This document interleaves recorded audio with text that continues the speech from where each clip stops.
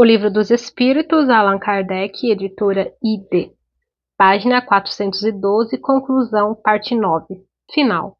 Os adversários do Espiritismo não deixaram de se armar contra ele com algumas divergências de opiniões sobre certos pontos da doutrina. Não é de admirar que no início de uma ciência, quando as observações são ainda incompletas e cada um a examina sob o seu ponto de vista, sistemas contraditórios pudessem se produzir. Mas já 3/4 desses sistemas estão, hoje, tombados diante de um estudo mais aprofundado, a começar por aquele que atribuía todas as comunicações ao espírito do mal, como se tivesse sido impossível a Deus enviar aos homens os bons espíritos.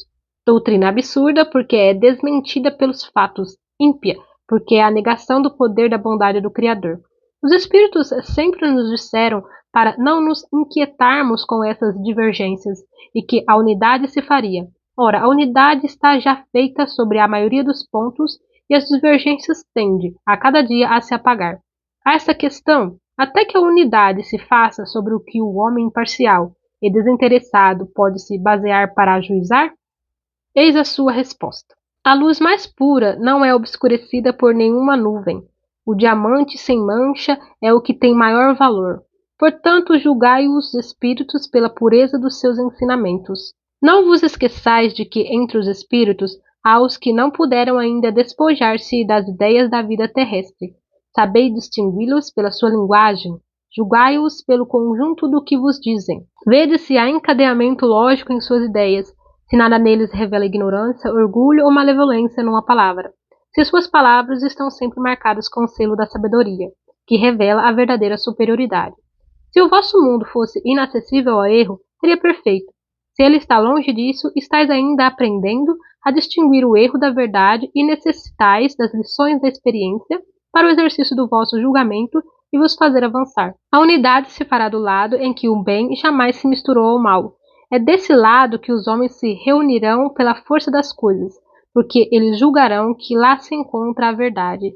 Que importam, aliás, algumas dissidências que estão mais na forma que no fundo? Observar que os princípios fundamentais são os mesmos por a toda parte e devem vos unir num pensamento comum, o amor de Deus e a prática do bem.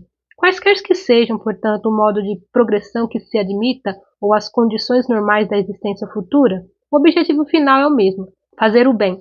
Ora, não há duas maneiras de fazê-lo. Se entre os adeptos do Espiritismo há os que diferem de opinião sobre quaisquer pontos da teoria, todos concordam sobre os pontos fundamentais. Portanto, há unidade, se não da parte daqueles, em muito pequeno número, que não admitem ainda a intervenção dos espíritos nas manifestações, e que as atribuem ou às causas puramente físicas, o que é contrário a esse axioma. Todo efeito inteligente deve ter uma causa inteligente, ou ao reflexo de nosso pensamento, o que é desmentido pelos fatos. Os outros pontos não são senão secundários e não atingem em nada as bases fundamentais. Pode, pois, haver escolas que procurem se esclarecer sobre as partes ainda controvertidas da ciência. Não deve haver seitas rivais, uma das outras. Não haveria antagonismo senão entre aqueles que querem o bem e aqueles que fariam ou desejariam o mal.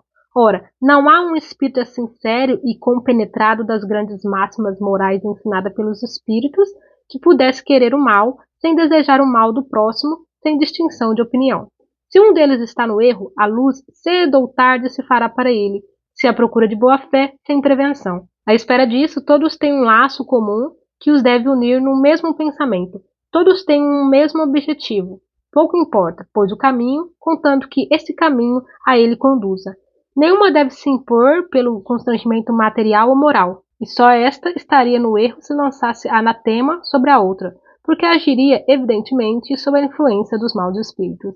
A razão deve ser o supremo argumento, e a moderação assegurará melhor o triunfo da verdade do que a crítica envenenada pela inveja e pelo ciúme. Os bons espíritos não pregam senão a união e o amor ao próximo, e jamais um pensamento malévolo ou contrário à caridade pode ter vindo de uma fonte pura.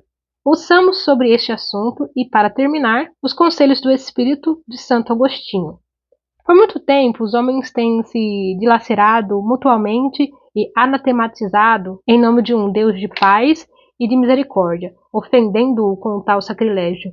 O Espiritismo é o laço que os unirá um dia, porque lhes mostrará onde está a verdade e onde está o erro. Mas haverá por muito tempo ainda escribas e fariseus que o negarão, como negaram Cristo. Quereis saber, pois, sob a influência de quais espíritos estão as diversas seitas que se dividem o mundo? Julgai-as pelas suas obras e pelos seus princípios. Jamais os bons espíritos foram os instigadores do mal. Jamais aconselharam ou legitimaram o homicídio e a violência. Jamais excitaram os ódios dos partidos, nem a sede de riquezas e de honras, nem a avidez dos bens da terra. Só aqueles que são bons, humanos e benevolentes para com todos são os seus preferidos e são também os preferidos de Jesus, porque seguem o caminho que lhes indicou para chegarem até ele. Santo Agostinho.